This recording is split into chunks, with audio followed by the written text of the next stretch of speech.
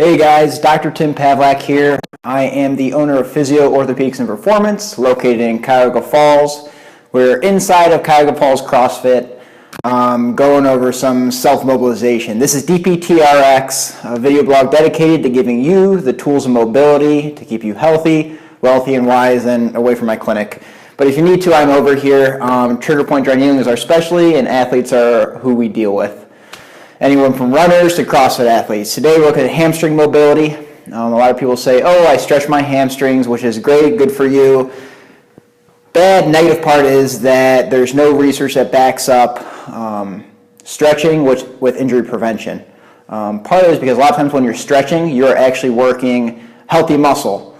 So if you imagine that your muscle is silly putty and the knots inside your muscle, the trigger points inside your muscle are marbles, and you take the two ends of that silly putty with the marbles inside and you pull it apart, what's going to stretch first? The marbles or the silly putty? It's a multiple choice answer. I hope you get the right answer. It's a silly putty. And so basically all you're doing is you're lengthening healthy tissue. So you really need to attack those marbles and break up that tissue tension as opposed to just stretching the healthy tissue apart. How do we do that? Well, we do a trigger point dry needling. National average for discharge from physical therapy is 9 visits. My average is 3. So get on over here, we'll get you healthy and discharge quickly. But in the meantime, lacrosse ball.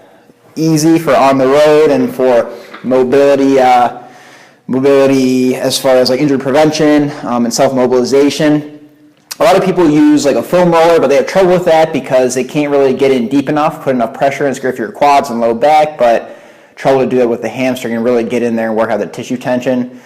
Where the lacrosse ball comes in, take it, set it on a bench, set it on a chair, and then what you're going to do is you're going to really sit down, kind of scan, and then really put some pressure into that. So you can see chair, lacrosse ball, my hamstrings, and the more you lean, the more pressure you feel, and you can mobilize back and forth and really work out those tissue tension, work out those knots. So much more effective than just sitting on a foam roller, so much more effective than stretching.